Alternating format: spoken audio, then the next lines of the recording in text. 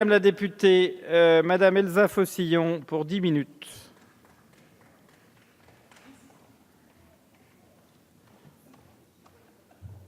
Je sais que c'est embêtant, mais 10. Monsieur le Président, Madame la Ministre, Monsieur le rapporteur, chers collègues, je m'en voulais d'avoir tronqué lors de la commission cette magnifique phrase de Beaumarchais, donc je vous la délivre de nouveau avec exactitude.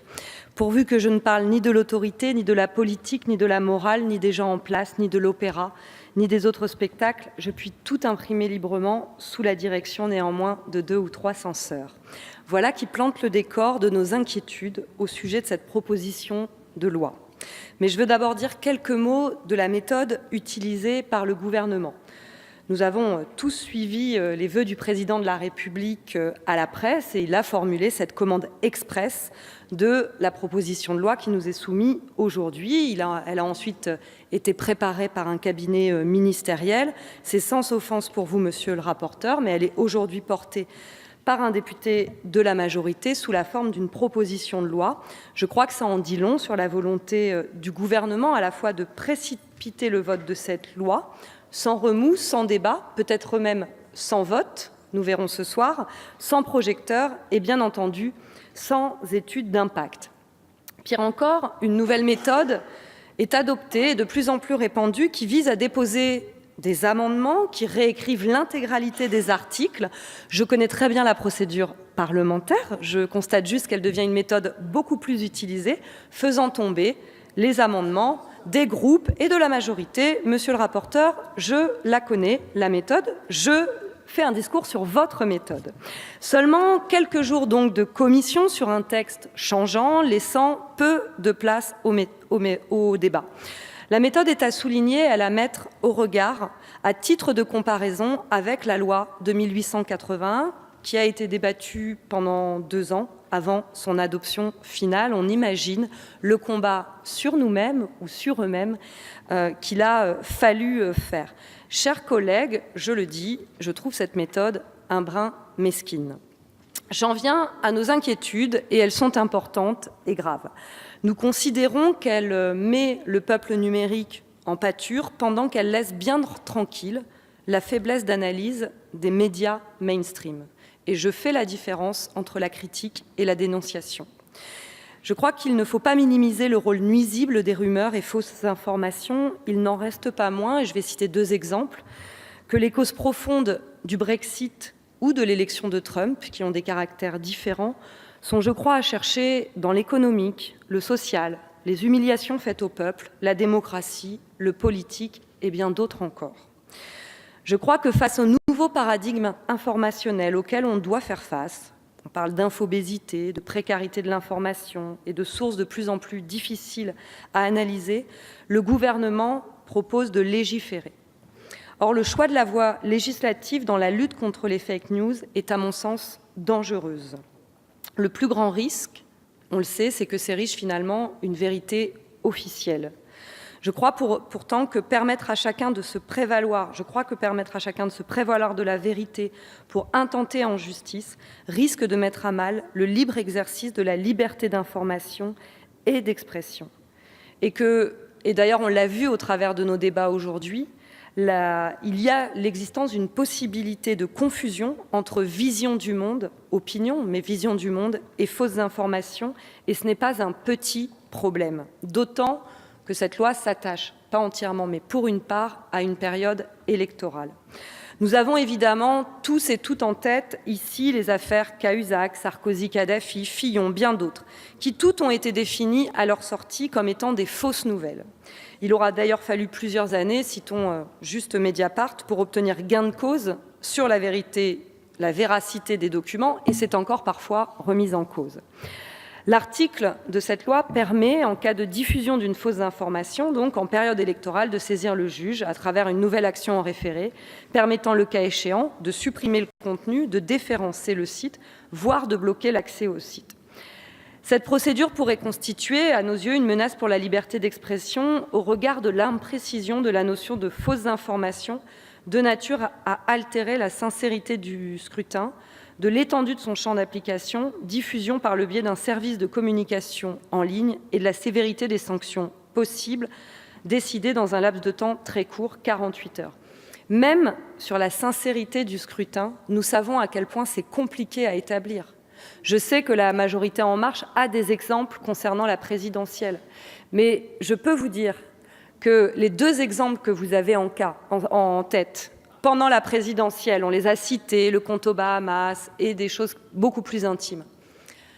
Je crois pour ma part qu'elles ne sont rien sur la sincérité du vote au regard de l'exposition médiatique que le candidat En Marche a eue pendant la présidentielle dans les médias mainstream.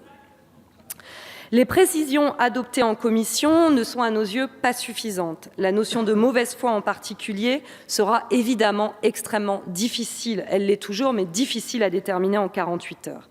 Si les fausses informations peuvent indéniablement être un obstacle à la bonne tenue du débat public, une restriction de la circulation des informations par le biais des services de communication en ligne peuvent comporter de lourdes menaces sur l'exercice de la liberté d'expression.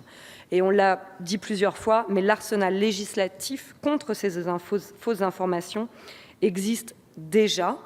Je crois que le seul risque à y ajouter aujourd'hui un arsenal supplémentaire, c'est l'incitation à l'autocensure. Rappelons que l'infraction de diffamation est tout à fait apte, par exemple, à sanctionner n'importe quelle fausse information. Le risque également, et d'autant plus en période électorale, c'est de judiciariser le débat politique. Et disons-le, pour toutes les récentes élections, le débat politique n'est pas à la hauteur. Et nous considérons, je crois, toutes et tous, qu'il ne l'est pas. Et je crois qu'ajouter un risque de judiciarisation, c'est se refuser à ce combat important de faire appel à l'intelligence collective et finalement à la démocratie. Inscrire dans le marbre une telle mesure reviendrait à remettre en cause ce magnifique article 1 de la loi de 1881, « L'imprimerie et la librairie sont libres », considéré à juste titre comme le texte juridique fondateur de la liberté de la presse et la liberté d'expression en France. Et j'aimerais que vous puissiez, quand il s'agit d'un texte qui touche à la démocratie et à la liberté d'expression, avoir une oreille d'autant plus attentive à votre opposition. Je crois que c'est dans ce cadre.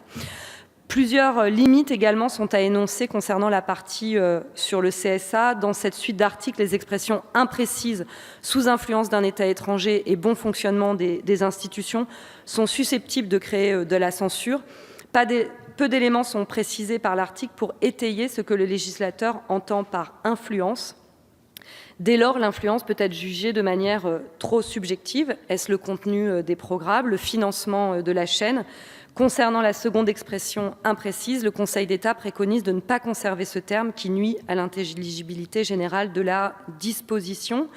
Les amendements du rapporteur lors de l'examen dans notre commission, visant à remplacer déstabilisation des institutions avec l'expression fonctionnement régulier de ces institutions ne changent à nos yeux pas le fond du problème. Elles restent imprécises et comportent encore un risque de censure. Je citais cet exemple il y a peu, mais nous savons par exemple que la radio RFI est jugée par exemple en Côte d'Ivoire comme un média de propagande et d'ingérence dans le pouvoir, dont sachons aussi avoir une vision peut-être un peu moins parfois ethnocentrée. Je m'étonne également, mes chers collègues, et je le dis, qu'à l'occasion de votre niche parlementaire, qu'à l'occasion de ces initiatives parlementaires de la majorité, alors que, je dois le dire, beaucoup de sujets sont dans la préoccupation de nos concitoyens, chacun en circonscription, nous les avons et nous les entendons. Je suis étonnée que le mouvement politique qui veut libérer les énergies, et quoi qu'on puisse penser des 3 PPL qui sont proposés aujourd'hui, soit au sujet d'interdiction. Je crois que c'est important à noter. Par ailleurs, cette loi donne un pouvoir disproportionné au CSA, mais nous y reviendrons, d'autant plus parce qu'elle étend à Internet le cadre juridique de la régulation audiovisuelle. Je vois qu'il me reste peu de temps, donc je veux dire ce qui me préoccupe d'autant plus, c'est que cette proposition de loi reste totalement muette sur le sujet central de la concentration de la presse et des conflits d'intérêts, ou encore de la communication de crise des grandes entreprises qui ne sont pas en manque de fausses informations, elles, pour garder leur part de marché. Il n'y a absolument aucune référence aux manœuvres des lobbies commerciaux à l'origine de désinformation pour des intérêts commerciaux. Rappelons aussi la nécessité d'aide à la presse pluraliste, non discriminante, égalitaire. Et au sujet spécifique du numérique, il y a urgence à s'assurer qu'on limite la part des informations qui sont triées en fonction des individus. La création d'un statut juridique des rédactions reste également à discuter. Vous comprendrez que pour le moment, en tout cas, nous voterons contre ce texte. Je vous remercie, mes chers collègues. Merci, chers collègues.